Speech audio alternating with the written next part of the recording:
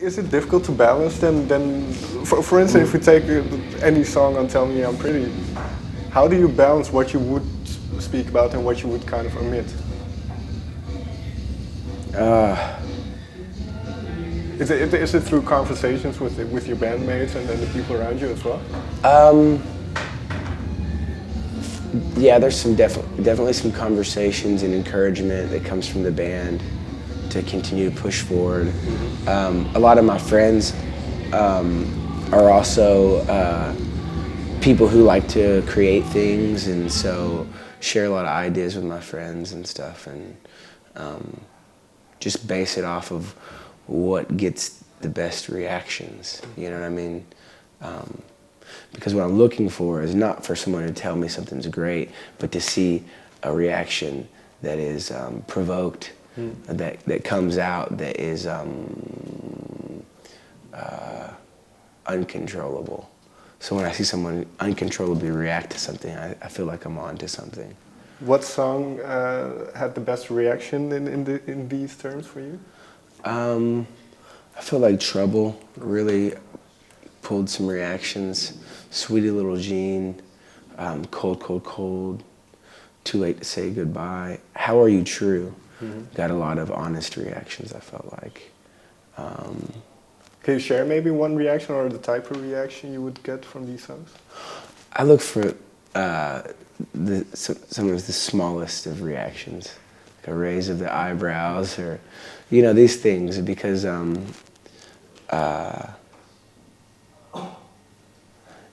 because like all day long, every day, we have like this representative that's like a filter, and so I'm looking to see like tiny little things in people, not necessarily like, oh my gosh, but if people give me that kind of reaction, I'm pretty skeptical. Okay.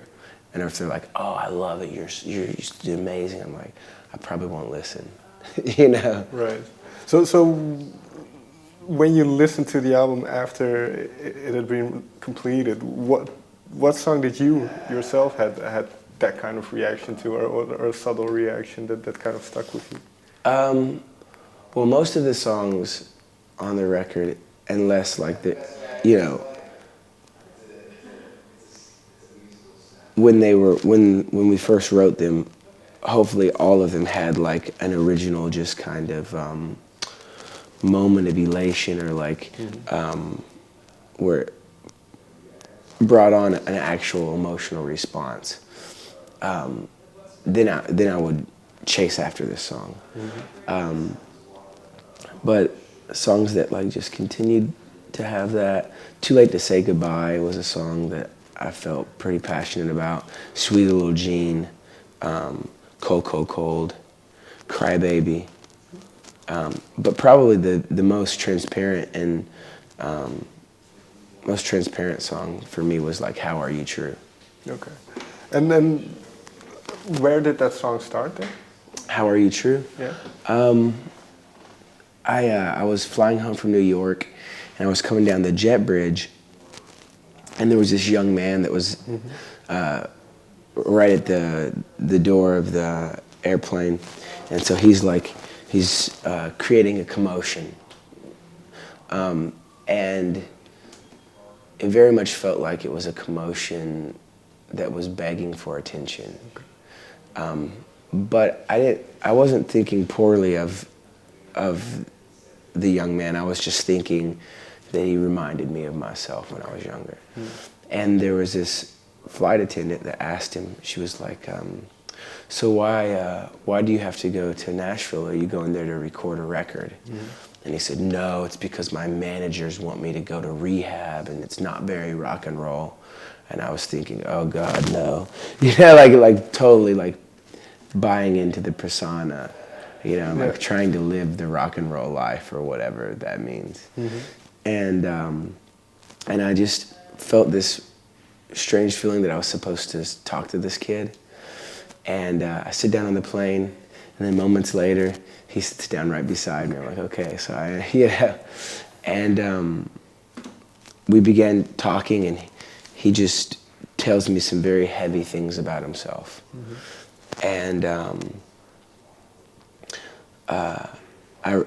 I I really connected with him, and we exchanged emails, and I was going to try to visit him while he was at that facility in Nashville, and was unable to because we were writing for the record.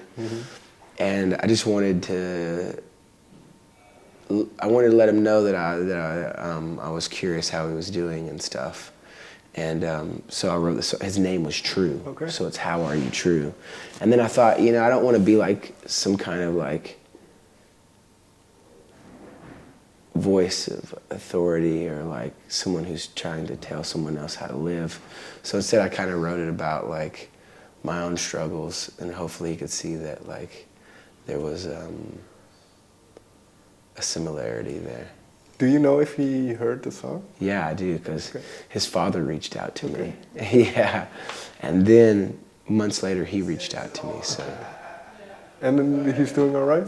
Yeah, he seems like he's doing okay. And then, well, this goes back to what you mentioned in the beginning, that kind of persona, or the way people perceive rock stars, quote unquote, to be. So was it for you yourself difficult to shed this image, kind of, and then? Absolutely. It just took years and years of making a lot of mistakes. I mean, still making mistakes, but things, you know, making mistakes very, very publicly. And also like finding the limitations of some of these personas and these characters, and not wanting to have to deal with that forever. Well, if we go into the music, then there's a heavy influence, I'd say, from the 60s, kind of 60s pop rock. How influential is kind of the music that you're listening to during the writing process and the recording process? Does that have an influence on what comes out? Yeah, for sure. There were a couple experiences while we were touring on Melophobia that were very influential on the writing process of Tell Me Pretty, but I got an opportunity at a festival to perform Break On Through with Robbie Krieger from The Doors. Okay. And I saw people's reaction, and I just thought to myself that, you know, this kind of classic sound was very much missed. And so that was something that I was thinking a lot about during the writing process, and also looking for a sound that couldn't necessarily be pinned down to a specific time period, but one that kind of transcended all these different time periods, like a sound of warmth, right, and a human touch, and also to like experiment with restraint, and to strip things back rather than like having, you know, 50 tracks on one song, you know, maybe 8 tracks, and see what you can do with that, you know. Is this, I might be wrong here, but is this also maybe a reaction on the previous albums where perhaps you thought it was too layered or too full? Yeah, I think everything is informed by, you know, future ideas and things that happened in the past. I think with most of our records, we make a record, and then we have a time period of like discovery. Mm-hmm. So we're searching, we're looking for the next direction, or looking for things to make us excited about music and about making another record. Mm-hmm. And usually we have the record, we have the discovery period, and then once we've discovered what we needed to discover, all the songs we wrote in that period, we get rid of, and then we make a record. But this was the first time that I think we've been a band long enough that we were able to make a record out of the discovery period. So we were looking to learn how to have a more stripped down approach, how to get out of our own way and really allow the song to have some space, to create a timeless sound that still felt contemporary and relevant to a contemporary ear. And those kind of things. So, how important was working with Dan Auerbach in this whole process? I think it was really important, probably more important to this record than I even perceived going into it. Okay. Because when you have a peer who's making a record with you, and you're like, well, you know, it's not necessarily that we're competing or anything like that, but you're like, are you giving me your best ideas? Are you trying to sabotage me? You know, like these kind of ideas. There's a lot of paranoia that's around it. And so there was a good deal of that going on for myself. And also, just like I said before, you know, you go through that period of like when you're being a little too honest and you have this self-hatred. So I didn't have a lot of positive feelings about the record during the making of the record, but looking back on it, I just saw how Dan has an incredible grasp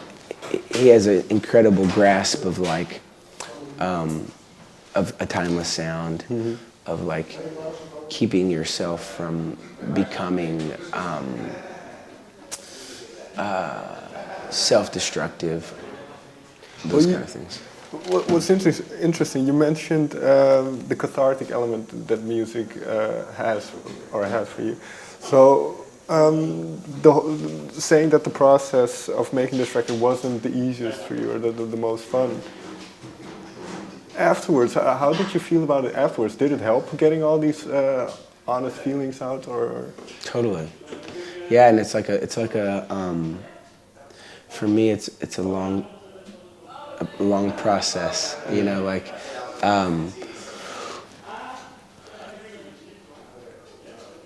I get more enjoyment probably out of seeing other people's reaction, and the more that I see reactions, the more I can trust that the approach that we're taking is the right approach, you know, and then, you know, you have time to reflect on what you wrote about and learning and growing from the experience. So, what is one thing you took away from this whole process? What one thing you can share? Just that I firmly believe that music's greatest purpose is communication, and its most powerful use is in honesty. And it's very easy to doubt yourself and wonder if you're moving in the right direction. And so when you start to see that honesty reach people, even when maybe it doesn't feel like it's reaching you, it's a huge confirmation that you're moving in the right direction. It's kind of like anything. Like if you know, an archaeologist is searching for dinosaur bones, and he uses what's it called? I know what you're talking about. I don't know the word for it. Yeah, like a radar, you know, to see where there might be bones, and he's digging, and then he finds a small bone, and he's like, I'm onto something.